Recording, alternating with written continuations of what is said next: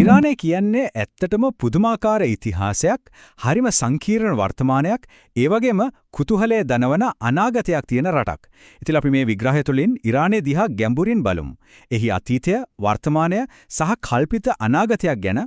ඉතින් මේ කතාව පටන් ගන්න හොඳම තැනක් තමයි මේ උපුටා දැක්වීම. මේකෙන් ඇත්තටම පෙන්නනවා ඉරාන ජනතාව, ඒ කියන්නේ පර්ෂියානුවන් තමන්ගේ අනන්‍යතාවයට කොයිතරම් බැඳිලා ඉන්නවද කියලා. ඒක නිකන් දෙයක් නෙමෙයි. ඒකේ යාළගේ ජීවිතේම කොටසක්. හොඳයි. එහෙනම් අපි කෙලින්ම යමු ඉතිහාසයේ අතීතයට. ඉරානයේ කතාවේ අඩිතාලම වැරුණුත් යනට. ඒ කියන්නේ අකේමෙනිඩ් අධිරාජ්‍යයට. අකේමෙත් අධිරාජ්‍ය කොච්චර ලොකුද කියනවනම් ඇත්තටම හිතා ගන්නත් අමාරුයි. වර්ග කිලෝමීටර් මිලියන 5.5ක්. ඒ කියන්නේ ඒ කාලේ වෙනකොට ලෝක ඉතිහාසයේ බිහිවුණු විශාලතම අධිරාජ්‍ය තමයි මේ. ඉතින් මේ දැවැන්ත අධිරාජ්‍ය පිටුපස්ස හිටපු ප්‍රධාන චරිත කවුද? බලන්න මේක පටන් ගන්නේ මහා සයිරස්ගෙන්. ඊට පස්සේ පළවෙනි දාරියුස් මේක තවත් පුළුල් කරලා හරියට සංවිධානය කරනවා. අන්තිමට මහා ඇලෙක්සැන්ඩර් අතින් බිඳ වැටෙනකම්ම මේ පාලකයෝ ඉතිහාසයේ නොමකෙන සටහනක් දෙලා ගියේ. දැන් බලන්න. මේක තමයි හරිම වැදගත් කාරණය. අකේමෙඩ් වරු කියන්නේ නිකම්ම රටවල් අල්ලපු අය නෙවෙයි. එයාලා හැදුවා පාලන ක්‍රමයක්. පස්සේ ආපු අධිරාජ්‍යයන්ටත් ආදර්ශයක් වුණු ක්‍රමයක්. මධ්‍යගත පාලනයක්, විවිධ සංස්කෘතීන්ට ඉඩ දෙන ප්‍රතිපත්තියක්, අර රාජකීය මාර්ගය වගේ පාරවල් පද්ධති ගැන හිතන්නකෝ. අධිරාජ්‍ය එක කෙලවරක ඉඳන් අනික් කෙලවරට දවස් කීපයකින් පණිවිඩයක් යවන්න පුළුවන් වුණා. ඒ කාලේ හැටියට ඒක ඇත්තටම විප්ලවයක්. හරි. අධිරාජ්‍ය ගොඩනැගීම පැත්තකින් තියලා අපි දැන් බලමු ඉරානය අදටත් අනිත් රටවල් වලින් වෙන් කරලා දක්වන ඒ නොනැසෙන සංස්කෘතික අනන්‍යතාවය දිහා. ඒ කියන්නේ පර්ෂියානෝ ආත්මය ගැන. පර්ෂියානෝ සංස්කෘතියේ තියෙන විශේෂම දෙයක් තමයි මේ විවිධාකාර සංස්කෘතික නම්‍යශීලී භාවය කියන එක. සරලව කිව්වොත් ඒකෙන් කියවෙන්නේ එයාලට පුළුවන් වුණා පිටතින් එන බලපෑම් උරාගන්න. හැබැයි ඒ අතරේ Tamanගේම අනන්‍යතාවය නැති කරගන්නේ නැතුව ඉන්න. ඔන්න ඕක තමයි එයාලගේ දීර්ඝ ඉතිහාසයේ රහස. ඒ වගේම එයාලගේ සංස්කෘතිය ලෝකේ බලවත්ම එකක් වෙන්න හේතුව. පර්ෂියානු සංස්කෘතියේ කොළුණු කිව්වම හිතේ මැවෙන දේවල් ගොඩක් තියෙනවා.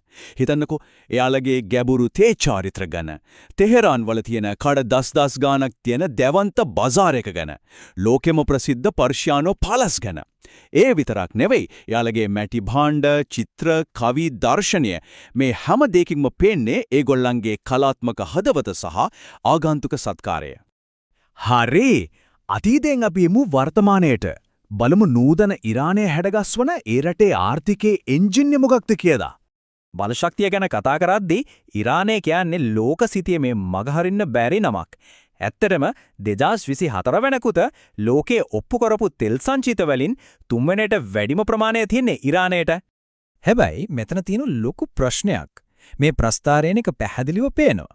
එයාලට දවසකට බැරල් මිලියන 3.8ක් විතර නිෂ්පාදනය කරන්න පුළුවන්කම තිබුණත් 2023 දී අතරම නිෂ්පාදනය කරලා තියෙන්නේ මිලියන 2.9ක් විතරයි. ඇයි මේ පරතරය?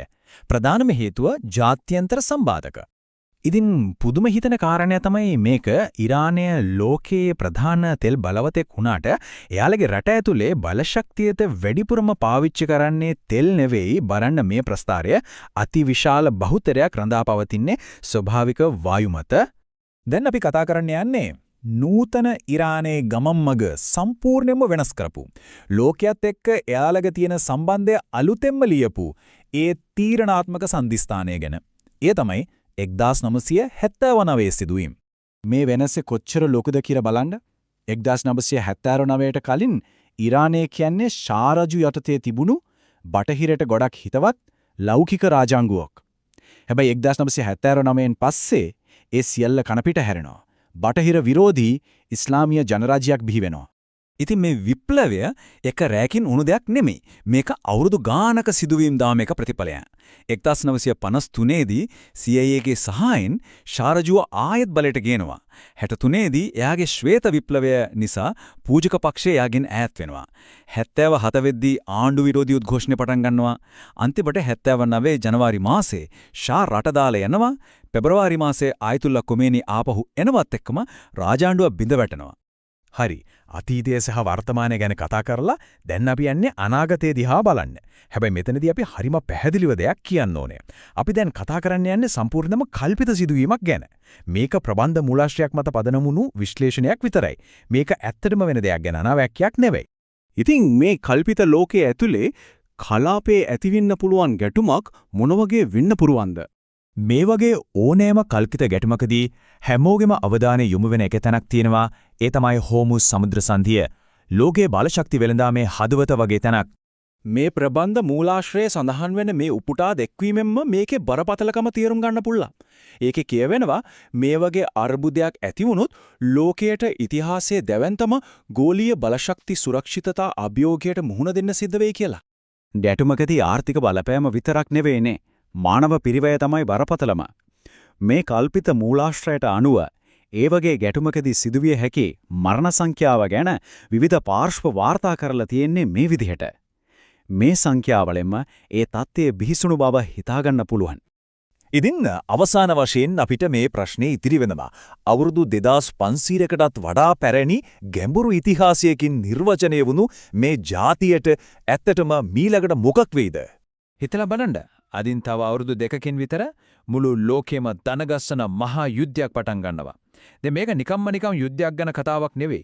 මේක ඇත්තටම මෑත ඉතිහාසයේ වෙන්න පුළුවන් දරුණුම ගෝලීය අර්බුදයක් ගැන කරන ගැඹුරු විග්‍රහයක්.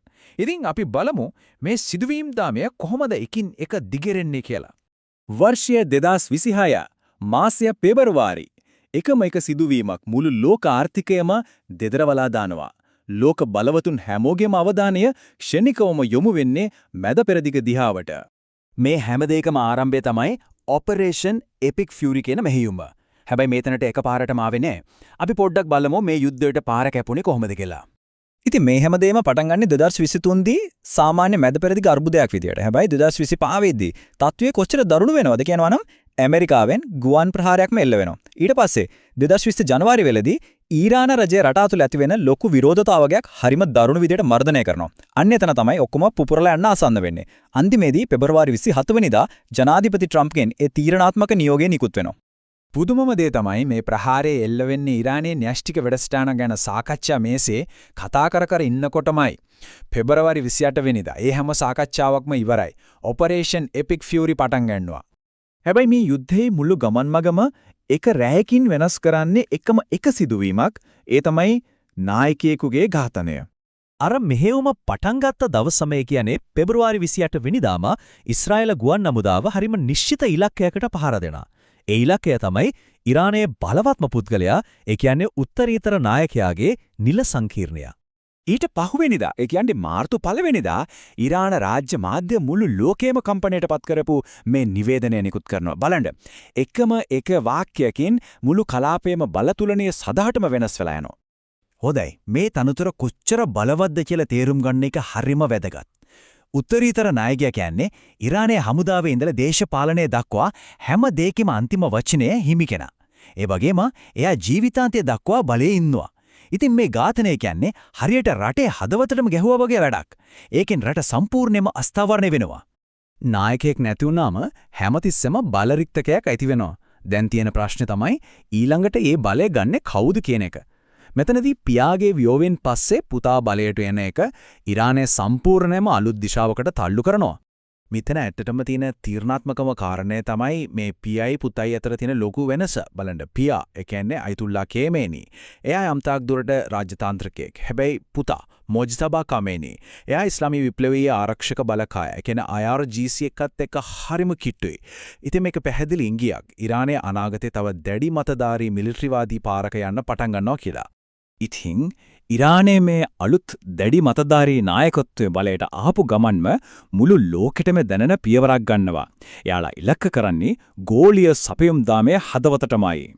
තමන්ගේ නායකයා ඝාතනය කරාට පලිගන්න ඉරානයේ තෝරගන්නේ ලෝක ආර්ථිකයේ පනනල වගේ තැනක්. ඒ තමයි හෝමුස් සමුද්‍ර සංධිය. 20යි 120ක් හිතන්ඩ එකම එක අංකයකින් මේ හෝමුස් සමුද්‍ර සංධිය කොච්චර වැදගත්ද කියලා තේරුම් ගන්න පුළුවන්. මුළු ලෝකෙටම ඕන කරන බොරතෙල් වලින් 5න් එකක්. හරියටම කිව්වොත් පංගු 5න් එක පංගුවක් යන්නේ මේ පුංචි වතුර පාර හරහා. ඉතින් හිතන්නකෝ මේක වහනවා කියන්නේ ඒක හරියට මුළු ලෝක ආර්ථිකයේම ප්‍රධාන ලේ නහරයක් මිරිකලා හිර කරනවා වගේ වැඩක්. බලන්න මේ තත්ත්වය කොච්චර ඉක්මනට දරුණු අතට හැරෙනවද කියලා. ඉරානය මුලින්ම කරන්නේ නිකම් නාවික ගමනාගමනයට බාධා කරන එක. ඊට පස්සේ සාම සාකච්ඡා තියෙනවා. ඒවත් අසාර්ථක වෙනවා. අන්තිමේදී ඇමරිකාව ප්‍රතිචාර විදියට ඉරාන වරායන් සම්පූර්ණයෙන් අවහිර කරනවා. දැන් ආපස්සට හැරෙන්න පාරක් නැහැ. හෝමුස් සමුද්‍ර සංධිය වැහුවට පස්සේ ඒකෙන් ඇතිවෙන කම්පන තරංග මුළු ලෝකය පුරාම පැතිරලා යනවා. අපි බලමු ඒ ගෝලීය ආර්ථික කම්පනය මොන වගේද කියලා. මේ සිදුවීමේ බරපතලකම කොච්චරද කියනවා නම් ජාත්‍යන්තර බලශක්ති ඒජන්සියේ ප්‍රධානියාම මේක විස්තර කරන්නේ ඉතිහාසයේ ඇතිවෙච්ච දරුණුම ගෝලීය බලශක්ති සුරක්ෂිතතා අභියෝගය කියලයි. ඒක නිකම් අනතුරු ඇඟවීමක් නෙවෙයි. ඒක තමයි ඇත්ත. වෙළඳ පොළවල් ප්‍රතිචාර දක්වන්නේ ක්ෂණික භීතිකාවකින්. මේ ප්‍රස්ථාරයෙන් ඒක පැහැදිලිවම පේනව නේද? ඩව් ජෝන්ස් දර්ශක එකපාරටම පොයින්ට් 400කින් කඩාගෙන වැටෙනවා. එක්සත් අරාබි එමීර් රාජ්‍යයේ වෙළඳ පොළට ඩොලර් බිලියන 120ක් නැති වෙනවා. මේ තමයි යුද්ධයේ පළවෙනි ආර්ථික කුදුරු. හැබැයි මේක තෙල් මිල ගැන විතරක් තියෙන ප්‍රශ්නයක් කියලා හිතන්න එපා. නෑ, මේක ඊට වඩා ගොඩක් සංකීර්ණ බහුවිධ අර්බුදයක්. බලශක්ති මිල උඩ යනවා. ඒක නිසා උද්දමනය ඉහළ යනවා. සැපයුම් දාම කඩාකප්පල් වෙනවා. ඒ කියන්නේ කඩවල බඩු හිඟ වෙනවා. අන්තිමේදී මේ ඔක්කොම එකතු වෙලා ලෝක ආහාර සුරක්ෂිතතාවටම ලොකු තර්ජනයක් එල්ල කරනවා. මිය තමයි ගොඩක් දෙනිට මගහැරෙන ඒත් භයානකම කාරණය. හෝමුස් සමුද්‍ර සංධිය හරහා යන්නේ තෙල් විතරක් නෙවෙයි. පොහොර හදන්න අත්‍යවශ්‍යම දේවල් වෙන යූරියා සහ සල්ෆර් ප්‍රවාහනය කරන්නෙත් මේ හරහා. ඒකේ සරලම තේරුම මැද පෙරදිග වෙන යුද්ධයක් නිසා ලෝකේ ඕනෙම රටක ගොවියෙකුට පොහොර නැති වෙන්න පුළුවන්. ඒක කෙලින්ම අපේ හැමෝගෙම කෑම මේසයට බලපානවා. ඉතින් මේ හැම සිදුවීමකින්ම පස්සේ ලෝකය මොන වගේ තනක් වෙලාද? අපි දැන් එන්නේ අලුත් ගොඩක් අවිනිශ්චිත යථාර්ථයකට මුහුණ දීලා. සරලවම කිව්වොත් එක තැනක පටන් ගත්ත කලාපීය යුද්ධයක් ඩොමිනෝ සෙල්ලමක් වගේ එකින් එක වැටිලා ඉරානයේ නායකත්වය වෙනස් කරලා අන්තිමේදී මුළු ලෝක ආර්ථිකයම කඩාගෙන වැටෙන තැනට ගෙනෙල්ලා තියෙනවා. ඉතින් එක පැත්තකින් දැඩි මතධාරී නායකත්වයක් යටතේ ඉරානය අනිත් පැත්තෙන් දෙදරා ගිය ආර්ථිකයක් එක්ක මුළු ලෝකෙම මේ වගේ තත්වයක් යටතේ අනාගතය කොහොම දිගහැරීවිද? ඒක තමයි දැන් අපේ හැමෝම ඉස්සරහා තියෙන ලොකුම ප්‍රශ්නය. මිතුරනි, මේ වගේ වැදගත් තොරතුරු දිගටම දැනගන්න අපේ channel එක දැන්ම subscribe කරන්න. වීඩියෝට like එකක් දාලා ඔයාලගේ අදහස් comment කරන්න.